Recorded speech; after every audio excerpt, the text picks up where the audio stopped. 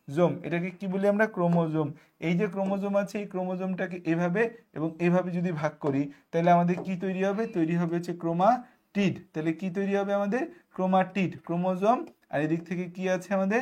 Chromatid. Chromosome থেকে আমাদের লম্বালম্বি ভাবে বিভক্ত হয়ে তৈরি হলো chromatid. Chromatid, chromatid 1, chromatid 2, chromatid 1, আরেকটা হচ্ছে যে ক্রোমাটিড 2, ক্রোমাটিড 1, আরেকটা হচ্ছে কি ক্রোমাটিড 2, ক্রোমাটিড 1 এবং ক্রোমাটিড 2 দেখতে পাইলাম। এখন আসা যাক হচ্ছে আমাদের প্রোমেটাফেজ, বা এটাকে বলি হচ্ছে আমরা প্রাক মধ্য পর্যায়। প্রোমেটাফেজ বা প্রাক মধ্য পর্যায়, এটা আমাদের একটা হচ্ছে স্বল্পস্থায়ী দশা। সবচেয়ে স্বল্পস্থায়ী দশা হচ্ছে প্রোমেটাফেজ বা হচ্ছে আমাদের প্রাক মধ্য পর্যায়। এখানে স্পিন্ডল যন্ত্র তৈরি হয়। কি তৈরি হয়? তুমি খাবা না কিছু? কেন? বিস্কিট খাও, একটু একটু খাও।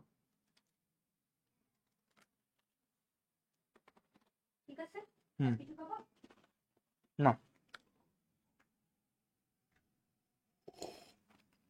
মাইশা ফারজানা জিজ্ঞাসা ভাই আপনি কি বোটানি হিরো থেকে পড়াচ্ছেন? হ্যাঁ, বোটানি হিরো থেকে পড়াচ্ছি। তুমিই বলো মাইশা, বোটানি হিরোর উপরে কোনো বই আছে?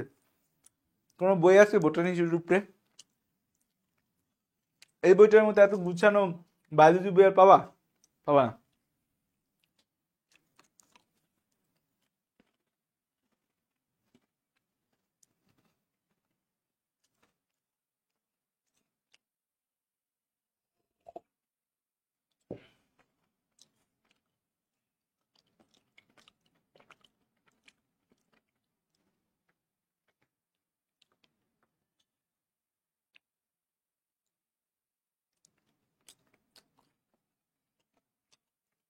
আচ্ছা, এই পয়েন্টটা দেখো, খুব ইম্পর্টেন্ট পয়েন্ট, যে আমাদের এই যে স্পিন্ডল যন্ত্র, স্পিন্ডল তন্তু আর ক্রোমোজোমের সেন্ট্রোমিয়ার, সেন্ট্রোজোম, সেন্ট্রোজোম না হবে, এটা হবে সেন্ট্রোমিয়ার, সেন্ট্রোমিয়ার।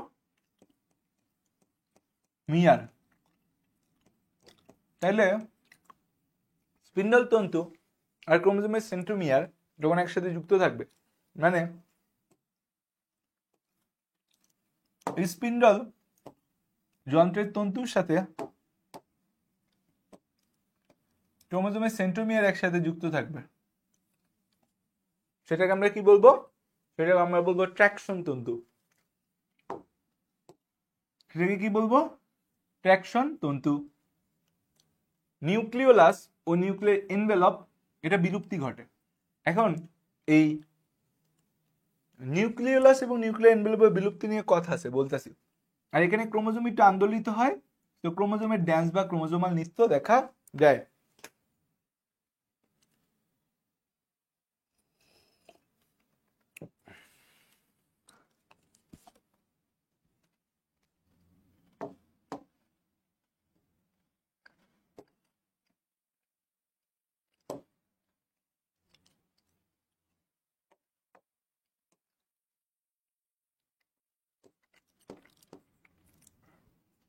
তাহলে প্রোমেটাফেজ পর্যায়ে আমাদের ক্রোমোজোমাল নৃত্য দেখা যায়, নিউক্লিয়াস এবং নিউক্লিয়ার এনভেলপের বিলুপ্তি ঘটে। স্পিন্ডল তন্তু সেন্ট্রোমিয়ারের সাথে যখন যুক্ত থাকে তখন সেই স্পিন্ডল তন্তুকে ট্র্যাকশন তন্তু বা ট্র্যাকশন তন্তুর আরেকটা নাম কি? আকর্ষণ তন্তু বলা হয়।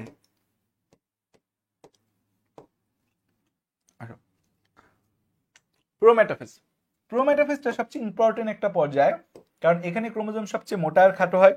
ক্রোমোজোম মোটা আর খাটো হওয়াকে কনডেনসেশন বা ঘনীভবন বলা হয়। এবং এখানে ডিএনএ গুলা পেঁচায়, ক্রোমোজোম না, ডিএনএ। এখানে আমাদের কি হয়? ডিএনএ কয়েলিং হয়ে ডিএনএ মোটা হয়, এটাকে সুপার কয়েলিং বলা হয়। এবং এই ধাপে সবচেয়ে ইম্পর্টেন্ট কথা, ক্রোমোজোম গুলো সব লাইন ধরে বিষুবীয় অঞ্চলে অবস্থান করে। এই যে ক্রোমোজোম লাইন ধরে বিষুবীয় অঞ্চলে অবস্থান করে, এটাকে বলা হয় মেটাকাইনেসিস। ক্রোমোজোম লাইন ধরে যে বিষুবীয় অঞ্চলে অবস্থান করে, এটাকে কি বলি আমরা? মেটাকাইনেসিস বলি। ক্রোমোজোম লাইন ধরে বিষুবীয় অঞ্চলে অবস্থান করে, এটাকে কি বলি? মেটাকাইনেসিস। কনডেনসেশন বা ঘনীভবন দেখা যায়, ক্রোমোজোম খাটো মোটা হওয়া, এটাকে সুপার কয়েলিং বলে। ক্রোমোজোমের আকার আকৃতি সব নির্ণয় করা যায় এই স্টেপে। সবচেয়ে ইম্পর্টেন্ট কথা, এখানে সেন্ট্রোমিয়ার বিভক্ত হয়, সেন্ট্রোমিয়ার বিভক্ত হয়। দেখো সেন্ট্রোমিয়ার বিভক্ত হওয়াটা কি? এই যে একটা ক্রোমোজোম যার ক্রোমাটিড গঠন হয়েছে, মাঝেরটার নাম সেন্ট্রোমিয়ার, এটার নাম কি? এটার নাম হচ্ছে সেন্ট্রোমিয়ার। এখন এটাকে আমি মাঝ বরাবর যদি কেটে দিই, মাঝ বরাবর কেটে দিলে আমরা কি পাবো? কেটে দিলে আমরা পাবো এরকম একটা গোলটুস, উপরের দিকে দুইটা বল্টুস, এখানে একটা গোলটুস, নিচের দিকে দুইটা বল্টুস। ঠিক আছে, এই যে গোলটুস বল্টুস হলটুস মলটুস পাই, দুইটা অংশ পাই, তাহলে দুইটা কি দুইটা আলাদা আলাদা ক্রোমোজোম না? সেন্ট্রোমিয়ার বিভক্ত হইলে একটা ক্রোমোজোম থেকে দুইটা ক্রোমোজোম তৈরি হয়। আর এই যে মাইটোসিসে মাতৃকোষে ক্রোমোজোম সংখ্যা অপত্যকোষের সমান, অপত্যকোষে ক্রোমোজোম সংখ্যা মাতৃকোষের সমান হয় কেমনে হয়? কারণ সেন্ট্রোমিয়ারের বিভাজন হয়, ক্রোমোজোম সংখ্যা ডাবল হয়, তাই সমান হতে পারে। নিউক্লিয়াস এবং নিউক্লিয়ার এনভেলপ সম্পূর্ণরূপে বিলুপ্তি হয়ে যায়। নিউক্লিয়াস এবং নিউক্লিয়ার এনভেলপ কি হয়? সম্পূর্ণরূপে বিলুপ্তি ঘটে। তাইলে যদি বলে নিউক্লিয়াস এবং নিউক্লিয়ার এনভেলপ বিলুপ্তি ঘটা শুরু হয়েছে, তাহলে সেটা কি হবে? যদি বলে নিউক্লিয়াস এবং নিউক্লিয়ার এনভেলপের বিলুপ্তি ঘটা শুরু হয়েছে, তাহলে সেটা কি হবে? সেটা হবে মাইটোসিস, সেটা হবে হচ্ছে যে প্রোফেজ। যদি বলে বিলুপ্তি ঘটে গেছে, তাহলে সেটা প্রোমেটাফেজ। যদি বলে সম্পূর্ণ বিলুপ্তি হয়েছে, তাহলে সেটা মেটাফেজ। ওকে, দেখো অ্যানাফেজ। অ্যানাফেজের নাম গতি পর্যায়। ক্রোমোজোমগুলো মেরুমুখী চলন শুরু করে, মেরুর কাছাকাছি পৌঁছালে অ্যানাফেজ দশার সমাপ্তি হয়। মেরুর কাছাকাছি পৌঁছালে আমাদের এই অ্যানাফেজ দশার সমাপ্তি হয়। তাহলে কখন অ্যানাফেজ দশার সমাপ্তি হয়? মেরুর কাছাকাছি পৌঁছালে। কোথায় পৌঁছালে? মেরুর কাছাকাছি পৌঁছালে। এবং ক্রোমোজোমগুলোর আকৃতি দেখা যায় VLJI। বি মানে মেটাসেন্ট্রিক, এল মানে সাবমেটাসেন্ট্রিক, জে মানে অ্যাক্টোসেন্ট্রিক, আই মানে টেলোসেন্ট্রিক। VLJI। ভি মানে মেটাসেন্ট্রিক বা মধ্য কেন্দ্রিক। এই মেটাসেন্ট্রিক বা মধ্য কেন্দ্রিকে আমাদের কি থাকবে? এক্স ক্রোমোজোম থাকবে। এল মানে কি? সাব মেটাসেন্ট্রিক, সাব মেটাসেন্ট্রিক বা প্রাক মধ্য কেন্দ্রিক।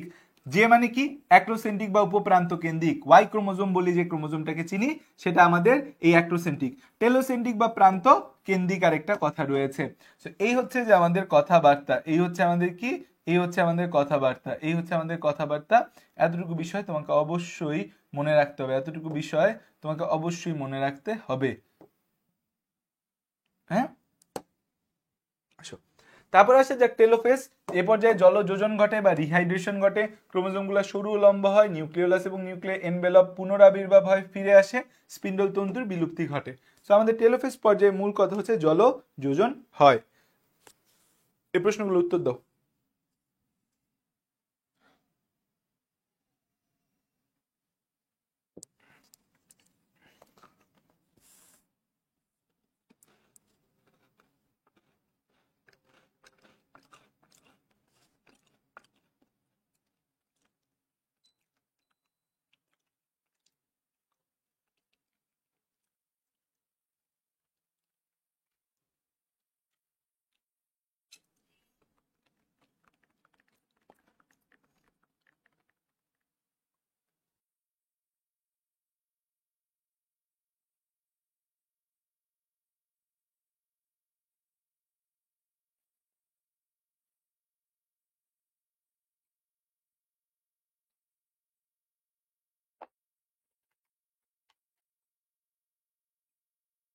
ওকে, চলো, অনেক খাওয়া দাওয়া হয়েছে, পেটও ভরে গেছে, এবার হচ্ছে তোমাদের পড়াই। দেখো আমাদের প্রশ্ন ছিল যে নিচের কোনটি অসত্য নয়? অসত্য নয় এগুলো মেডিকেলের প্রশ্ন, দেখা গেছে অনেক সময় ভার্সিটিতেও দিতে পারে। কোনটা অসত্য নয় মানে হচ্ছে সত্য কোনটা? সত্য হচ্ছে জি2 ফেজে কোষ বিভাজনের সকল উপাদান তৈরি হয়, এটা সত্যি কথা। জি1 ফেজে এটিপি সিনথেসিস হয়, মিথ্যা কথা। এস ফেজে ডিএনএ সংশ্লেষ হয়, এটাও সত্য কথা। জি1 ফেজে একটা থেকে দুইটা সেন্ট্রোজোম হয়, এটাও মিথ্যা কথা। আমাদের হচ্ছে এস ফেজে ডিএনএ সংশ্লেষ হয়, এটা আসল সত্য কথা। কারণ জি2 ফেজে কোষ বিভাজনের সব উপাদান না, কোষ বিভাজনের কিছু প্রয়োজনীয় উপাদান তৈরি হয়। তারপর কথা হচ্ছে সবচেয়ে দীর্ঘস্থায়ী পর্যায়ে হচ্ছে আমাদের প্রোফেজ। ক্রোমোজোম সবচেয়ে খাটো মোটা হয় মেটাফেজ। ক্রোমোজোমে মেরুর কাছাকাছি পৌঁছালে কোন দশা শেষ হয়? অ্যানাফেজ। সুপার কয়েলিং দেখা যায় কোন পর্যায়ে? মেটাফেজ পর্যায়ে সুপার কয়েলিং দেখা যায়। সাইটোকাইনেসিস মানে সাইটোপ্লাজমের বিভাজন। এখানে একটা ইম্পর্টেন্ট লাইন ছিল বইয়ের মধ্যে যে আমাদের সাইটোপ্লাজম থেকে আগত ফ্যাগমোপ্লাস্ট আর গোলজি বডি থেকে আগত পেকটিন, এই দুইটা জিনিস মিলে আমাদের কি তৈরি হয়? মধ্যপর্দা তৈরি হয়, মধ্যপর্দা বা কোষপ্লেট তৈরি হয়। এবছর মেডিকেলে আসছে কোষপ্লেট তৈরি হয় কোথায়? উত্তর দিয়ে রাখছে মাইক্রোটিবিউল। মেডিকেলে সব আজগুবি বুজগুবি প্রশ্নের উত্তর প্রশ্ন হয় এবং প্রশ্নের উত্তর দেয়। আসো, ক্যারিওকাইনোসিস হচ্ছে কিন্তু সাইটোকাইনোসিস হচ্ছে না, তাকে আমরা কি বলবো? যে ক্যারিওকাইনোসিস হইছে কিন্তু সাইটোকাইনোসিস হচ্ছে না। আমাদের এই ক্যারিওকাইনোসিস হচ্ছে কিন্তু সাইটোকাইনোসিস ক্যারিওকাইনেসিস হচ্ছে না, ক্যারিওকাইনেসিস হচ্ছে কিন্তু সাইটোকাইনেসিস হচ্ছে না। এটাকে কি বলি আমরা? এটাকে বলি হচ্ছে মুক্ত নিউক্লিয়ার বিভাজন। ক্যারিওকাইনেসিস হচ্ছে কিন্তু সাইটোকাইনেসিস হচ্ছে না, তাকে কি বলি আমরা? মুক্ত নিউক্লিয়ার বিভাজন। মুক্ত নিউক্লিয়ার বিভাজন, যে ক্যারিওকাইনেসিস হচ্ছে, নিউক্লিয়াস বারবার তৈরি হচ্ছে, সাইটোপ্লাজম তৈরি হচ্ছে না, এটাকে কি বলবো? মুক্ত নিউক্লিয়ার বিভাজন। মুক্ত নিউক্লিয়ার বিভাজনের উদাহরণ কি? মুক্ত নিউক্লিয়ার বিভাজনের উদাহরণ হচ্ছে ডাবের পানি। মুক্ত নিউক্লিয়ার বিভাজনের উদাহরণ কি? মুক্ত নিউক্লিয়ার বিভাজনের উদাহরণ হচ্ছে ডাবের পানি। মুক্ত নিউক্লিয়ার বিভাজনের উদাহরণ কি? ডাবের পানি। এখন খেয়াল করে দেখো, বহু নিউক্লিয়াস বিশিষ্ট কোষ আছে আমাদের কি, কারা কারা? কারা বহু নিউক্লিয়াস বিশিষ্ট কোষ? বহু নিউক্লিয়াস বিশিষ্ট কোষ হচ্ছে আমাদের উদ্ভিদ কোষও হইতে পারে, কিছু বহু নিউক্লিয়াস বিশিষ্ট কোষ আছে, প্রাণী কোষেও কিছু বহু নিউক্লিয়াস বিশিষ্ট কোষ আছে। বহু নিউক্লিয়াস বিশিষ্ট উদ্ভিদ কোষকে বলি সিনোসাইটিক কোষ, বহু নিউক্লিয়াস বিশিষ্ট প্রাণী কোষকে বলি সিনসাইট্রিয়াম। বহু নিউক্লিয়াস বিশিষ্ট উদ্ভিদ কোষকে কি বলি? সিনোসাইটিক কোষ। বহু নিউক্লিয়াস বিশিষ্ট প্রাণী কোষকে বলি সিনসাইট্রিয়াম। বহু নিউক্লিয়াস বিশিষ্ট উদ্ভিদ কোষকে কি বলি আমরা? উদ্ভিদ কোষকে বলি সিনোসাইটিক কোষ, প্রাণী কোষকে বলি সিনসাইট্রিয়াম। মাইটোসিসের গুরুত্ব। মাইটোসিসের গুরুত্বের মধ্যে আসে 1 নম্বরে দৈহিক গঠন ও বংশবৃদ্ধি করবে। দৈহিক গঠন ও বৃদ্ধি হবে, বংশবৃদ্ধি হবে। বংশবৃদ্ধি কোন জীবে হয় মাইটোসিস? এটা পরীক্ষার মধ্যে আসতে পারে যে মাইটোসিস কোন জীবের বংশবৃদ্ধিতে ভূমিকা রাখে। মাইটোসিস ক্ল্যামাইডোমোনাস নামক যে শৈবাল আছে তার বংশবৃদ্ধিতে মাইটোসিস ভূমিকা রাখে। জননাঙ্গ সৃষ্টি ও জননকোষের সংখ্যা বৃদ্ধি, এটা খুবই ইম্পর্টেন্ট কথা। জননাঙ্গ সৃষ্টি এবং জননকোষের সংখ্যা বৃদ্ধি, এটা দিলে তুমি একটু কনফিউজড হয়ে যাও যে জননকোষের সংখ্যা বৃদ্ধি কি মাইটোসিস হয়? হ্যাঁ, শুধুমাত্র জননকোষ সৃষ্টি এটা মায়োসিসের কাজ। শুধুমাত্র কি? জননকোষ সৃষ্টি, শুধুমাত্র জননকোষ সৃষ্টি, এই কাজটা কে করে?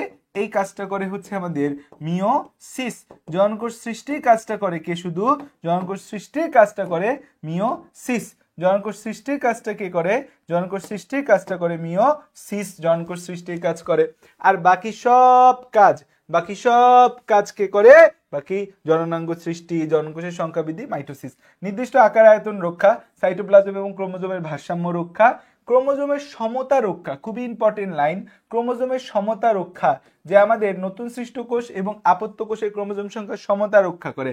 আর যদি বলে ক্রোমোজোম সংখ্যা ধ্রুব রাখা, ক্রোমোজোম সংখ্যা ধ্রুব রাখা, ক্রোমোজোম সংখ্যা ধ্রুব রাখা, ক্রোমোজোম সংখ্যা ধ্রুব রাখা, তাইলে এটার উত্তর কি হবে? তাইলে এটার উত্তর হবে হচ্ছে আমাদের মিওসিস। ক্রোমোজোম সংখ্যার সমতা রক্ষা, এই কাজটা কে করে? ক্রোমোজোম সংখ্যার সমতা রক্ষা এই কাজটা করে হচ্ছে যে আমাদের মাইটোসিস, আর ক্রোমোজোম সংখ্যা ধ্রুব রাখার কাজ মিওসিস করে। কোন জায়গায় ক্ষত হইলে সেই ক্ষত পূরণ করে, ক্ষত স্থান পূরণ, ক্রমাগত ক্ষয় পূরণ, পুনরুৎপাদন, আরবিসি কর্নিয়ার বাইরের কোষ, এই কোষগুলা পুনরুৎপাদন করে। এই কাজগুলা হচ্ছে আমাদের মাইটোসিসের গুরুত্ব, এখান থেকে প্রশ্ন আসবে। অনিয়ন্ত্রিত মাইটোসিস, যে মাইটোসিসকে আমি নিয়ন্ত্রণ করতে পারবো না, যে মাইটোসিসটা আমাদের নিয়ন্ত্রণ হয় না, তাকে অনিয়ন্ত্রিত মাইটোসিস বলে। আমার 1টা থেকে 2টা কোষ তৈরির কথা, 2টা থেকে 4টা, 4টা থেকে 8টা, 8টা থেকে 16টা, 16টা থেকে 32টা, 32টা থেকে 64টা, 64 থেকে 128টা, 128 থেকে 256টা, 256 থেকে 512টা, 512 থেকে 1024টা, 1024টা থেকে 2048টা, 2048টা থেকে 4096টা, 4096টা থেকে কত? 4096টা থেকে হইছে আমার 8192, যদি ভুল না বলি। আচ্ছা, তো এইভাবে আমাদের সংখ্যা বাড়ার কথা। কিন্তু 1 থেকে 2, 2 থেকে 4, 4 থেকে 8 এর পর 8 থেকে 100টা হয়ে গেল, 8 থেকে 200টা হয়ে গেল, 8 থেকে 300টা হয়ে গেল। এরকম অদ্ভুতভাবে যদি সংখ্যা বাড়ে, এরকম অসম্ভবভাবে যদি সংখ্যা বাড়ে, তার মানে সংখ্যা বৃদ্ধির হারটা যদি অন্যরকম হয়, সংখ্যা বৃদ্ধির হারটা যদি স্বাভাবিক না হয়, সংখ্যা বৃদ্ধির হারটা যদি নিয়ন্ত্রিত না হয়, তখন এই জায়গাটা আমাদের ফুলে যাবে। যখন আমাদের কোনো কিছু ফুলে যায়, আমরা দেখি যে আমাদের হাতের মধ্যে কোনো টুম্বা হয়ে আছে, আমরা নাম দিই টিউমার। সেই টিউমারটা যদি খারাপ হয়, টিউমার হয়, তাহলে সেটাকে বলি আমরা ক্যান্সার। সো টিউমার এবং ক্যান্সার আমাদের হচ্ছে যে তৈরি কিন্তু অনিয়ন্ত্রিত মাইটোসিসের কারণে হয়। সাইক্লিন সিডিকে এরা কিন্তু কোষ বিভাজন নিয়ন্ত্রণ করে। এরা যদি কোনো কারণে নিয়ন্ত্রণ করতে না পারে, তাইলে সমস্যা হবে। P53 নামক একটা জিন ছিল আমাদের, তাদেরকে সেল গার্ডিয়ান বা কোষের অভিভাবক বলতাম, কারণ এরা কোষকে অতিরিক্ত বিভাজন হতে রক্ষা করে। P53 নামক একটা প্রোটিন ছিল, তারা কোষকে কি করে? অতিরিক্ত বিভাজন হতে রক্ষা করে। সাইক্লিন সিডিকে কোষ বিভাজন নিয়ন্ত্রণ করে। তাহলে কে কোষ বিভাজন নিয়ন্ত্রণ করে? সাইক্লিন সিডিকে কোষ বিভাজন নিয়ন্ত্রণ করে। P53 নামক প্রোটিন কোষের কি বলে? কোষকে কি করে? অতিরিক্ত বিভাজন হতে থেকে রক্ষা করে। P53 কে কোষের কি বলা হয়? P53 কে কোষের অভিভাবক বলা হয়। P53 কে কি বলে? কোষের অভিভাবক বা সেল গার্ডিয়ান বলা হয়। ক্যান্সার কোষ P53 কে কাজ করতে দেয় না, কোষ চক্রের নিয়ন্ত্রণ নিজে নিয়ে নেয়। ক্যান্সার কোষে এক কামটা করে। টিউমার বা এই যে অনকোজেন সৃষ্টিকে আমরা অনকোজেনেসিস বলি। টিউমার বা অনকোজেন সৃষ্টিকে কি বলি? অনকোজেনেসিস। কোষচক্র বিনষ্ট হওয়ার জন্য দায়ী জিন অনকোজিন। ক্যান্সার সৃষ্টির জন্য দায়ী রাসায়নিক উপাদান মিউটাজেন বা কার্সিনোজেনিক সাবস্টেন্স। ইউভি রে আছে, নিকোটিন আছে, ইউভি রে আছে, নিকোটিন আছে। এরা কি আমাদের? এরা হচ্ছে আমাদের মিউটাজেন বা কার্সিনোজেনিক সাবস্টেন্স। ক্যান্সার ছড়িয়ে যাওয়াকে কি বলি আমরা? মেটাস্টেসিস বলি ক্যান্সার ছড়িয়ে যাওয়াকে। এই জায়গা থেকে একটা প্রশ্ন আমার মনে হচ্ছে তোমাদের এগ্রি পরীক্ষায় আসবে। এই জায়গা থেকে একটা প্রশ্ন কোথায় আসবে? এগ্রি পরীক্ষা বা জিএসটি পরীক্ষায় আসতে পারে।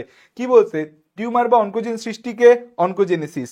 কোষচক্র বিনষ্ট হওয়ার জন্য দায়ী জিন অনকোজিন। ক্যান্সার সৃষ্টির জন্য দায়ী রাসায়নিক পদার্থ মিউটাজেন বা কার্সিনোজেনিক পদার্থ ইউভিরে বা নিকোটিন। ক্যান্সার ছড়িয়ে যাওয়াকে মেটাস্টেসিস। প্যাপিলোমা ভাইরাস, আমাদের প্যাপিলোমা ভাইরাসের মধ্যে যে B6 ও B7 জিন দুটি ক্যান্সার তৈরি করে। হিউম্যান প্যাপিলোমা ভাইরাসের মধ্যে B6 এবং B7 দুইটা জিন আছে যারা ক্যান্সার তৈরি করে। দেখি আমার কোনো বাচ্চা পারে কিনা যে এই যে HPV virus, HPV human papilloma virus, এইটা দ্বারা কোন রোগটা হয়? এইচপিভি ভাইরাস এটা দিয়ে কোন রোগ হয়? এইচপিভি বা হিউম্যান প্যাপিলোমা ভাইরাস এটা দিয়ে কোন রোগ হয় বলো?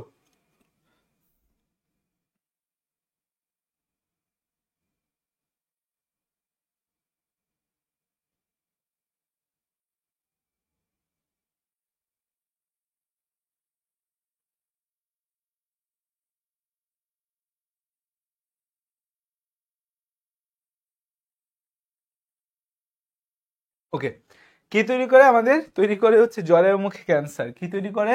জরায়ু মুখে ক্যান্সার। জরায়ু মুখে ক্যান্সার বা এটাকে বলি হচ্ছে অ্যানোজেনিটাল ক্যান্সার। জরায়ু মুখে ক্যান্সার বা ইংরেজিতে বলি এটাকে হচ্ছে অ্যানোজেনিটাল ক্যান্সার। অ্যানোজেনিটাল ক্যান্সার।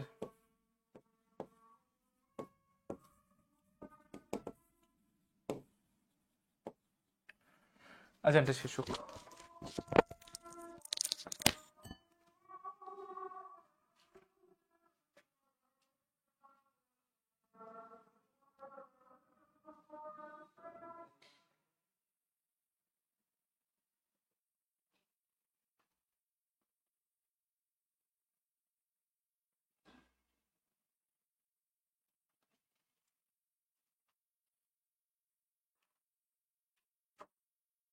ওকে, যেখানে আমরা ছিলাম চলো সেটা হচ্ছে সেল ডেথ বা কোষের মৃত্যু। সেল ডেথ বা কোষের মৃত্যু।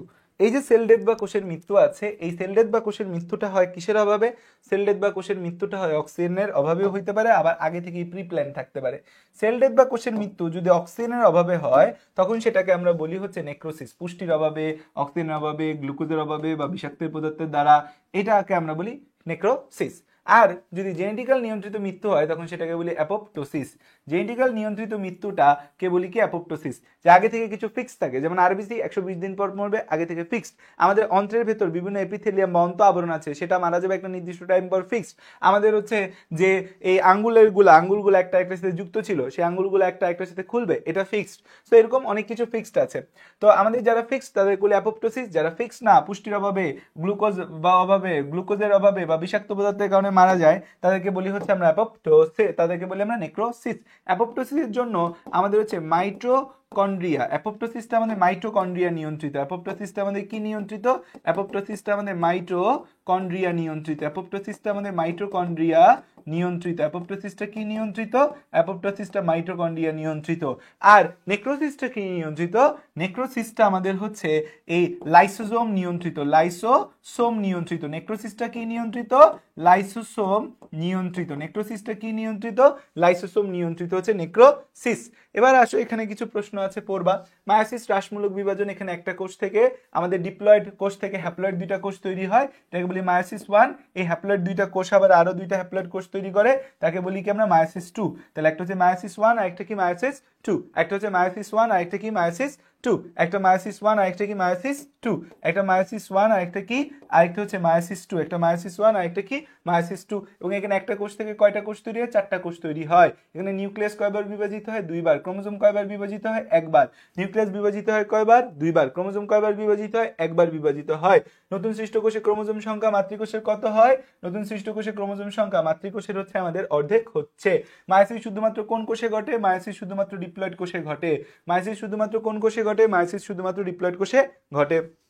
আচ্ছা, দেখো বিজ্ঞানী বেনিডিন এবং হাউসার তারা সর্বপ্রথম কৃমির গ্যামেটে আমাদের হ্যাপ্লয়েড ক্রোমোজোম আবিষ্কার করে। যে কৃমির যে গ্যামেট আছে সেই গ্যামেটের মধ্যে হ্যাপ্লয়েড একটা ক্রোমোজোম। বিজ্ঞানীরা আগে জানতোই না হ্যাপ্লয়েড কোনো ক্রোমোজোম হতে পারে।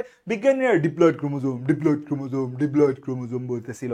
হঠাৎ করে তারা দেখতে পায় হ্যাপ্লয়েড ক্রোমোজোম বলেও কিছু আছে। তাহলে কৃমির গ্যামেটে হ্যাপ্লয়েড ক্রোমোজোম আবিষ্কার করে স্টার্সবার্জার। এই স্টার্সবার্জার আমাদের যে কাজটা করে সেটা হচ্ছে পুষ্পক উদ্ভিদের মাতৃকোষের হ্রাসমূলক বিভাজন দেখতে পায়। পুষ্পক উদ্ভিদের মাতৃকোষে দেখতে পায় যে হ্রাসমূলক বিভাজন দেখতে পাইছে তিনি বিজ্ঞানী বোভেরি হচ্ছে গোলকৃমির জননাঙ্গের হ্রাসমূলক বিভাজন দেখে। বোভেরি কোথায় জননাঙ্গের হ্রাসমূলক বিভাজন দেখে? গোলকৃমির জননাঙ্গের হ্রাসমূলক বিভাজন দেখে। বিজ্ঞানী ফার্মার এবং মুর এই হ্রাসমূলক বিভাজনের নাম মিওসিস দেয়। পরীক্ষার মধ্যে আসে মিওসিস নামকরণ করছে কে? নামকরণ যদি বলে ফার্মার এবং মুর। কৃমির গ্যামেটে কে হ্যাপ্লয়েড ক্রোমোজোম দেখতে পায়? বিজ্ঞানী স্টার্স, বেনিডিন এবং হাউজার দেখতে পায়। স্টার্সবার্জার পুষ্পক উদ্ভিদের হ্রাসমূলক বিভাজন দেখতে পায়, আরেকজন গোলকৃমির জননাঙ্গের হ্রাসমূলক বিভাজন দেখতে পায়। সেই জায়গাগুলো কিন্তু ইম্পর্টেন্ট। খেয়াল করে দেখো আমাদের মিওসিস কয়েক টাইপের আছে। প্রথম মিওসিসের টাইপ হচ্ছে আমাদের টার্মিনাল মিওসিস বা গ্যামেটোজেনিক মিওসিস। প্রথম মিওসিসের টাইপের নাম কি? টার্মিনাল মিওসিস বা গ্যামেটোজেনিক মিওসিস। দেখো যারা ডিপ্লয়েড জীব বা 2n, এই ডিপ্লয়েড জীব বা 2n বিভাজিত হয়ে জনন মাতৃকোষ বা 2n তৈরি করে। ডিপ্লয়েড জীব বা 2n এরা বিভাজিত হয়ে জনন মাতৃকোষ বা 2n তৈরি করে। এই জনন মাতৃকোষ আমাদের হচ্ছে মায়োসিস প্রক্রিয়ায় বিভাজিত হয়ে কি তৈরি করে? মায়োসিস প্রক্রিয়ায় বিভাজিত হয়ে গ্যামেট তৈরি করে। তাহলে দেখো যে জীবটা ডিপ্লয়েড, জনন মাতৃকোষও ডিপ্লয়েড, মায়োসিস প্রক্রিয়ায় বিভাজিত হয়ে কি তৈরি করলো? গ্যামেট, সেটা হ্যাপ্লয়েড। এই হ্যাপ্লয়েড গ্যামেটের মধ্যে শুক্রাণু আছে, হ্যাপ্লয়েড গ্যামেটের মধ্যে ডিম্বাণু আছে। শুক্রাণু ডিম্বাণু মিলে জাইগোট হবে, ডিপ্লয়েড। সেখান থেকে ভ্রূণকোষও ডিপ্লয়েড, কারণ জীবটা ডিপ্লয়েড, জাইগোটও ডিপ্লয়েড, ভ্রূণকোষও ডিপ্লয়েড। এই প্রক্রিয়ার নাম হচ্ছে মাইটোসিস। এই প্রক্রিয়ার নাম হচ্ছে কি? মাইটোসিস। জাইগোট থেকে ভ্রূণকোষ তৈরি, মাইটোসিস। ভ্রূণকোষ থেকে ডিপ্লয়েড জীব তৈরি, মাইটোসিস হবে আমাদের। তাই ডিপ্লয়েড জীব থেকে জনন মাতৃকোষ, জনন মাতৃকোষ থেকে গ্যামেট, গ্যামেট শুক্রাণু ডিম্বাণু থেকে জাইগোট, জাইগোট থেকে ভ্রূণকোষ, ভ্রূণকোষ থেকে ডিপ্লয়েড জীব দেখতে পাচ্ছি আমরা। ঠিক আছে, সো এই হচ্ছে যে আমাদের কথা। এতটুকু বিষয় হচ্ছে যে আমরা দেখতে পেলাম। এখন দেখো যে আমাদের নেক্সট কথা কি।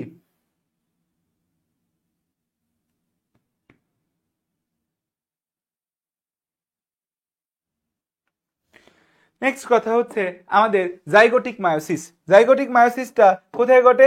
এই মায়োসিসটা আমাদের জাইগোটে ঘটে। এই মায়োসিসটা কোথায় ঘটে? এই মায়োসিসটা জাইগোটে ঘটে। যারা হ্যাপ্লয়েড জীব আছে, এই হ্যাপ্লয়েড জীবের জনন মাতৃকোষে হ্যাপ্লয়েড হবে। হ্যাপ্লয়েডের মধ্যে তার মায়োসিস ঘটবে না, এখানে মাইটোসিস ঘটবে, গ্যামেট তৈরি হবে, জাইগোটটা ডিপ্লয়েড হবে। এখন জাইগোট থেকে ভ্রূণ যদি ডিপ্লয়েড হয় তাহলে তো খেলা শেষ। জাইগোট থেকে ভ্রূণ যদি ডিপ্লয়েড হয় খেলা শেষ। তো জাইগোট ডিপ্লয়েড হয়, ভ্রূণকোষটা হ্যাপ্লয়েড হইতে হবে, কারণ ভ্রূণকোষ যা, জীব হ্যাপ্লয়েড, ভ্রূণকোষ ডিপ্লয়েড, শেষ, মরে যাবে। তাহলে মানুষ থেকে ডায়নোসর তৈরি হয়ে যাবে, বা শৈবাল থেকে হচ্ছে যে হাতি তৈরি হয়ে যাবে। গ্যামেট সংখ্যা যদি ডাবল হয়ে যায়, মানে কোষ সংখ্যা, ক্রোমোজোম সংখ্যা ডাবল হয়ে গেলে, তো জাইগোট থেকে আমাদের কি তৈরি হয়? জাইগোট থেকে ভ্রূণকোষ তৈরি হয়। জাইগোট থেকে ভ্রূণকোষ তৈরির প্রক্রিয়াকে বলি মায়োসিস। জাইগোট থেকে ভ্রূণকোষ তৈরির প্রক্রিয়াকে কি বলি? জাইগোট থেকে ভ্রূণকোষ তৈরির প্রক্রিয়াকে বলি হচ্ছে মায়োসিস। জাইগোট থেকে ভ্রূণকোষ তৈরির প্রক্রিয়াকে কি বলি? মায়োসিস। জাইগোট থেকে ভ্রূণকোষ তৈরির প্রক্রিয়াকে কি বলি? মায়োসিস প্রক্রিয়ায় ভ্রূণকোষ তৈরি হয়। তাই ডিপ্লয়েড জাইগোট থেকে হ্যাপ্লয়েড ভ্রূণকোষ। তাহলে মায়োসিসটা কোথায় ঘটছে? জাইগোটে ঘটছে। তাহলে যেখানে মায়োসিস জাইগোটে ঘটবে তাকে আমরা কি বলবো? জাইগোটিক মেয়োসিস বলবো। এটা দেখা যায় কোথায়? শৈবালে, ছত্রাকে এবং হ্যাপ্লয়েড জীবে। শৈবাল, ছত্রাক এবং হ্যাপ্লয়েড জীবে। আমাদের স্পোরোজেনিক মায়োসিস, অনেকগুলো উদ্ভিদ আছে, সেখানে আমাদের হচ্ছে পরাগধানী এবং হচ্ছে যে ডিম্বাশয়, সেখান থেকে পরাগরেণু বা মাইক্রোস্পোর, স্ত্রীরেণু বা মেগা স্পোর, পরাগরেণু বা মাইক্রোস্পোর, স্ত্রীরেণু বা মেগা স্পোর, এরা তৈরির সময় হচ্ছে আমাদের কি ঘটে? এরা তৈরির সময় আমাদের মায়োসিস ঘটে। আচ্ছা, মায়োসিস বা হ্রাসমূলক বিভাজনকে আমরা কয়েকটা ভাগে ভাগ করতে পারি। মায়োসিস বা হ্রাসমূলক বিভাজনকে আমরা কয়েকটা ভাগে ভাগ করতে পারি। মায়োসিস 1 আছে, মায়োসিস 2 আছে। মায়োসিস 1টাই মূলত ক্রোমোজোম সংখ্যা হ্রাস করে, মায়োসিস 2তে ক্রোমোজোম সংখ্যা মাতৃকোষের সমান থাকে। মায়োসিস 2 কে জন্য কি বলি? সমীকরণিক বিভাজনও বলতে পারি। খেয়াল করে দেখো আমাদের এই যে আমাদের এখানে প্রোফেজ 1 কতদিন? প্রোফেজ 1 হচ্ছে 7 দিন আমাদের প্রোফেজ 1 এ সময় লাগে। প্রোফেজ 1 এর স্টেপগুলা ল্যাপ্টোটিন, জাইগোটিন, প্যাকাইটিন, ডিপ্লোটিন, ডায়াকাইনেসিস, এই 5টা প্রোফেজ 1 এর ধাপ। মেটাফেজ 1, এই মেটাফেজ 1 এর সবচেয়ে ইম্পর্টেন্ট কথা, এই মেটাফেজ 1 এ আমাদের সেন্ট্রোমিয়ার বিভাজিত হয় না। মায়োটিক মেটাফেজের ওয়ানে সেন্ট্রোমিয়ার বিভাজিত হয় না। সেন্ট্রোমিয়ার বিভাজিত না হইলে ক্রোমোজোম সংখ্যা আমাদের হচ্ছে অপত্যকোষের ক্রোমোজোম সংখ্যা মাতৃকোষের সমান কখনোই হইতে পারবে না। কারণ সেন্ট্রোমিয়ার বিভাজনের মাধ্যমে একটা থেকে দুইটা ক্রোমোজোম হয়, সেখান থেকে একটা থেকে দুইটা ক্রোমোজোম হওয়ার সম্ভাবনাটাই বন্ধ করে দিল, সেন্ট্রোমিয়ার বিভাজিত হইল না। মেটাফেজ ওয়ানে সেন্ট্রোমিয়ার বিভাজন হয় না। অ্যানাফেজ ওয়ানে আমাদের প্রতি মেরুতে n সংখ্যক ক্রোমোজোম থাকে, প্রতি মেরুতে n সংখ্যক ক্রোমোজোম থাকে, n সংখ্যক ক্রোমোজোম প্রতি মেরুতে, যেখানে 2n সংখ্যক ক্রোমোজোম থাকার কথা সেখানে n সংখ্যক ক্রোমোজোম থাকে 2n এর স্থলে আমাদের n সংখ্যক ক্রোমোজোম থাকে। আর হচ্ছে যে দেখো টেলোফেজ 1 নিয়ে কোনো কথা নাই। মায়োসিস 2 বা সমীকরণিক বিভাজন, prophase 2, metaphase 2, anaphase 2, telophase 2। So এই হচ্ছে আমাদের মায়োসিস 2 বা সমীকরণিক কোষ বিভাজন। মায়োসিস 1 কে আমরা বলি কি হ্রাসমূলক কোষ বিভাজন, মায়োসিস 2 কে বলি সমীকরণিক কোষ বিভাজন।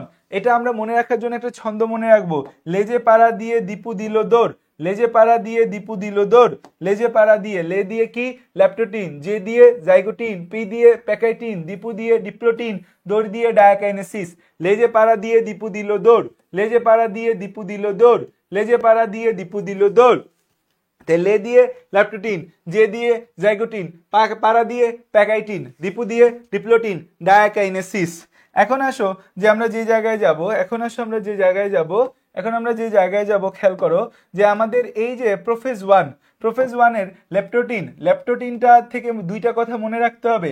ল্যাপ্টোটিনে ক্রোমোমিয়ার দেখা যায়, ক্রোমোমিয়ার হচ্ছে ডিএনএ অনেক প্যাঁচায় গেলে সেই ডিএনএটা কুণ্ডলিত হয়ে ক্রোমোজোমের মধ্যে একটা বুটলি লাগে, এটাকে ক্রোমোমিয়ার দেখা যায়। আরেকটা হচ্ছে প্রাণী কোষের ক্ষেত্রে সেন্ট্রোমিয়ারগুলো যে কোনো একটা মেরুর দিকে গিয়ে ফুলের তোড়ার মতো বিন্যাস তৈরি করে, একে বুকে বিন্যাস বলা হয়, এবং এই যে একটা মেরুর দিকে চলে গেছে এটাকে পোলারাইজ বিন্যাস বলা হয়। তাহলে প্রাণী কোষের সেন্ট্রোমিয়ার সমূহ নিউক্লিয়ার এনভেলপ একপাশে এসে ফুলের তোড়ার মতো বিন্যাস তৈরি করে, একে বুকে বলে। যেহেতু তারা একটি নির্দিষ্ট পোল বা দিকমুখী হয়, এটাকে পোলারাইজড বিন্যাস বলা হয়। তাহলে এতটুকু কথা খুব সুন্দর করে আমাকে মনে রাখতে হবে। একটা হচ্ছে বুকে, আরেকটা হচ্ছে পোলারাইজড বিন্যাস, একটা হচ্ছে বুকে, আরেকটা কি হবে আমাদের, আরেকটা হবে হচ্ছে আমাদের পোলারাইজড বিন্যাস। তাহলে বুকে, পোলারাইজড বিন্যাস, ক্রোমোমিয়ার, এই তিনটা কথা কার সাথে জড়িত? এই তিনটা কথা হচ্ছে আমাদের ল্যাপ্টোটিনের সাথে জড়িত। জাইগোটিনের সাথে জড়িত শব্দ কি? Homologous chromosome. হোমোলোগাস ক্রোমোজোম মানে যে ক্রোমোজোমের সাইজ এক, শেপ এক, ক্যারেক্টার এক, সাইজ এক, শেপ এক, ক্যারেক্টার এক, তিন ধরনের চরিত্রই যার এক, সাইজ এক, শেপ এক, ক্যারেক্টার এক, তিন ধরনের বিষয় যার এক, সেই দুইটা ক্রোমোজোমকে হোমোলোগাস ক্রোমোজোম বলি। এই হোমোলোগাস ক্রোমোজোম কাছাকাছি এসে জোড়া সৃষ্টি করে, এই সৃষ্ট জোড়াকে বলা হয় বাইভ্যালেন্ট। সৃষ্ট জোড়াকে কি বলে? বাইভ্যালেন্ট। আর জোড়া সৃষ্টির প্রক্রিয়াকে কি বলা হয়? সিন্যাপসিস। সৃষ্ট জোড়াকে কি বলে? বাইভ্যালেন্ট। জোড়া সৃষ্টির প্রক্রিয়াকে কি বলা হয়? সিন্যাপসিস। সৃষ্ট জোড়াকে কি বলে? বাইভ্যালেন্ট। আর জোড়া সৃষ্টির প্রক্রিয়াকে কি বলি? সিন্যাপসিস। সৃষ্ট জোড়াকে কি বলে? বাইভ্যালেন্ট। জোড়া সৃষ্টির প্রক্রিয়াকে কি বলি? সিন্যাপসিস বলি। এবার আসো প্যাকাইটিন। প্যাকাইটিনে হচ্ছে এই যে বাইভ্যালেন্ট ক্রোমোজোম আছে, বাইভ্যালেন্ট ক্রোমোজোমের মধ্যে আমাদের হচ্ছে সেন্ট্রোমিয়ার ছাড়া বাকি অংশ অনুদৈর্ঘ্যভাবে বিভক্ত হয়ে ক্রোমাটিড তৈরি করে। তাইলে আমাদের দুইটা ক্রোমোজোম, খেয়াল করে দেখো, এই যে আমাদের দুইটা ক্রোমোজোম, এই একটা হচ্ছে ক্রোমোজোম, এই আরেকটা ক্রোমোজোম, দুইটা ক্রোমোজোম একসাথে দেখতে একই রকম বইলা তাদেরকে একপাশে আইনা আমি বললাম যে লে বাবা তোরা বাইভ্যালেন্ট ক্রোমোজোম, তোরা কি বাইভ্যালেন্ট ক্রোমোজোম, একসাথে যে এদেরকে যুক্ত করে দিলাম, এই যুক্ত করার প্রক্রিয়াকে কি বলি? সিন্যাপসিস। ওকে, তাইলে এখন এই জায়গায় আমাদের ক্রোমোজোমটা, এই জায়গায় আমাদের ক্রোমোজোমের এই ক্রোমাটিড যে আছে, এই ক্রোমাটিড ভাগ হয়। এখানে কি হয়? এখানে এই ক্রোমাটিড ভাগ হয়। এই জায়গায় কি হয়? এই জায়গায় এই ক্রোমাটিড ক্রোমোজোম থেকে, ক্রোমোজোমগুলো অনুদৈর্ঘ্যভাবে, ক্রোমোজোমের সেন্ট্রোমিয়ার ব্যতীত বাকি অংশ অনুদৈর্ঘ্যভাবে বিভাজিত হয়, অনুদৈর্ঘ্যভাবে বিভাজিত ক্রোমাটিড গঠন করে। এটাকে বলি হচ্ছে ক্রোমাটিড 1, এই ক্রোমাটিড 1, ক্রোমাটিড 2, ক্রোমাটিড 3, ক্রোমাটিড 4, চারটা ক্রোমাটিড তৈরি হয়। চারটা ক্রোমাটিড, দুইটা সেন্ট্রোমিয়ার, এইটাকে বলি টেট্রাড। টেট্রাড, টেট্রাড মানে কি?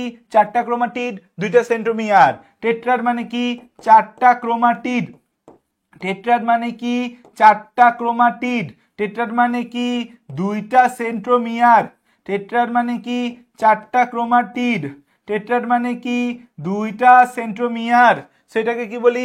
টেট্রাড। টেট্রাড মানে কয়টা ক্রোমাটিড? চারটা ক্রোমাটিড। কয়টা সেন্ট্রোমিয়ার? দুইটা সেন্ট্রোমিয়ার। Clear, clear, clear. আসো, তাহলে এখন হচ্ছে আমরা এই টেট্রাডের বিষয়টাও বুঝলাম। এখন আসো যে সামনের দিকে যদি যাই, আমরা সামনের দিকে গেলে দুইটা নন সিস্টার ক্রোমাটিড যে আছে, দুইটা নন সিস্টার ক্রোমাটিড একই স্থান বরাবর ভেঙে আমাদের আবার জোড়া লেগে এক্স আকৃতির গঠন তৈরি করে, তাকে কায়াজমা বলি। তারা যে অংশের বিনিময় করে তাকে ক্রসিং ওভার বলি। দুইটা নন সিস্টার ক্রোমাটিডকে এই যে C1 আর C3 পাশাপাশি দুইটা ক্রোমোজোমের দুইটা ক্রোমাটিড নন সিস্টার ক্রোমাটিডের মধ্যে এই যে আমাদের হচ্ছে জোড়া সৃষ্টি হয় নন সিস্টার ক্রোমাটিড, এই নন সিস্টার ক্রোমাটিডের মধ্যে অংশের বিনিময় হয়, তাকে বলি কি আমরা ক্রসিং ওভার। এক্স আকৃতির গঠন তৈরি হয়, তাকে কি বলি? তাকে বলি কায়াজমা। আমি খুলি সারা, আমি খুলি দাও।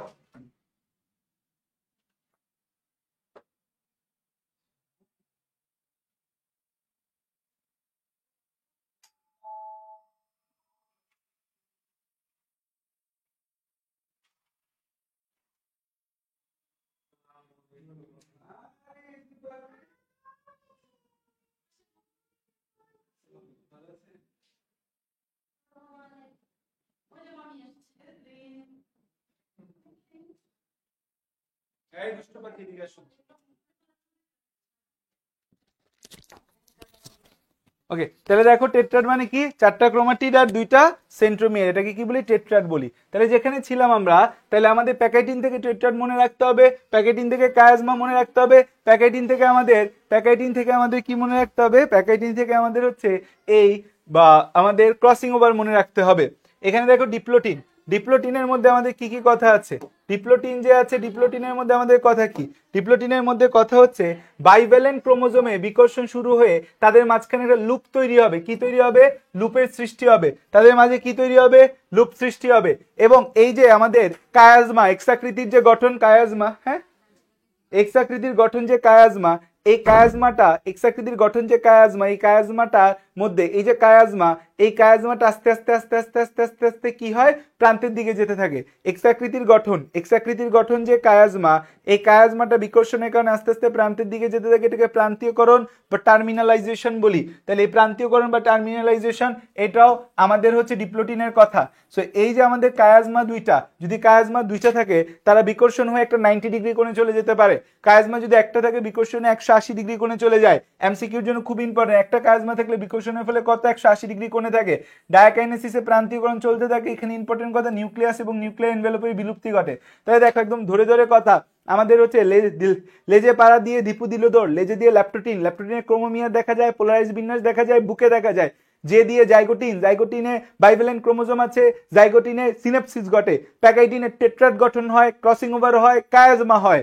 ডিপ্লোটিনে কি হয়? ডিপ্লোটিনে লুপ সৃষ্টি হয়, প্রান্তীয়করণ হয় এবং প্রান্তীয়করণ বা টার্মিনালাইজেশন চলে। আর হচ্ছে যে আমাদের এই যে ডায়াকাইনেসিসে আমাদের হচ্ছে প্রান্তীয়করণ চলতে থাকে এবং নিউক্লিয়ার এনভেলপের বিলুপ্তি ঘটে। তাহলে এতটুকু অংশ কি আমাদের ক্লিয়ার? এতটুকু অংশ হচ্ছে আমরা খুব ভালোভাবে বুঝতে পারছি। এবার আসো আমরা সামনের দিকে যদি যাই, মেটাফেজ 1-এ কি পড়তে হবে বলে দিছি। মেটাফেজ 1-এ সেন্ট্রোমিয়ার বিভাজিত হয় না। অ্যানাফেজে 2 মেরুতে ক্রোমোজোম 2n এর বদলে n হয়। টেলোফেজ থেকে কিছু মনে রাখা লাগবে না। মায়োসিস 1 এবং মায়োসিস 2 এর মধ্যবর্তী দশাকে বলে ইন্টারকাইনেসিস। তাহলে মায়োসিস 1 এবং মায়োসিস 2 এর মধ্যবর্তী দশাকে কি? ইন্টারকাইনেসিস। তিনটা কাইনেসিস আছে, সাইটোকাইনেসিস, সাইটোপ্লাজমের বিভাজন, ক্যারিওকাইনেসিস, নিউক্লিয়াসের বিভাজন। ইন্টারকাইনেসিস মায়োসিস 1 এবং মায়োসিস 2 এর মধ্যবর্তী দশাকে ইন্টারকাইনেসিস বলে। আমাকে উত্তর দাও মেটাকাইনেসিস মানে কি? মেটাকাইনেসিস মানে কি?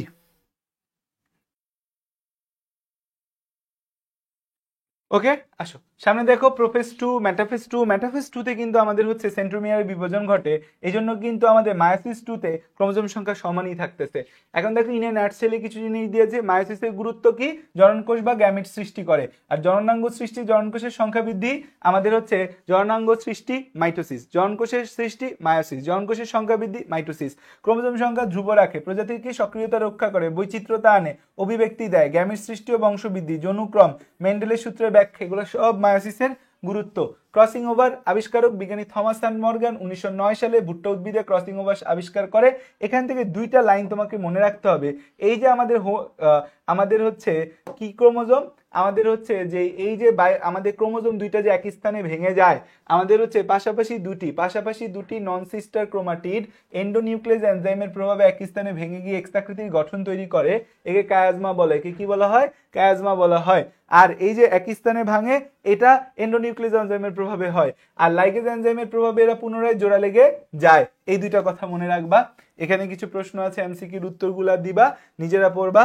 সো তোমাদের সবাইকে ক্লাস করার জন্য থ্যাংক ইউ। ক্লাসে উপস্থিতি নাম্বার কিন্তু খুবই কম, মোস্ট লাইকলি সিইউ সহ নানা জায়গায় পরীক্ষা প্রিপারেশন অনেকে নিচ্ছে, বাট তুমি প্রিপারেশন নাও শুধুমাত্র সফলতার। এগ্রি এবং GST is a very vast and good sector. তুমি চাইলেই এখানে খুব ভালো করতে পারবা। দোয়া ও শুভকামনা রইল। ইনশাল্লাহ তোমরা সফলতার মঞ্চে অবশ্যই যাবা। দেখা হবে। বিজয়। আসসালামু আলাইকুম সকলকে।